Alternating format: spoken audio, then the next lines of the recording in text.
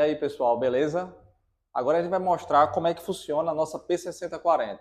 Como eu falei para vocês em outros vídeos, é uma bomba para alta vazão e que a gente precisa também, se for o caso, de alta capacidade de evacuação.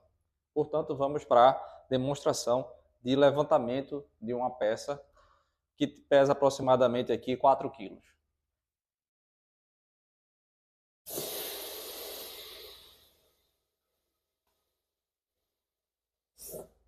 Como vocês podem ver, a manipulação foi ágil, rápida e vocês conseguiram ver que ela possibilitou o içamento rápido de uma peça com um grande peso específico. Você está com alguma dúvida? Entre em contato com a gente.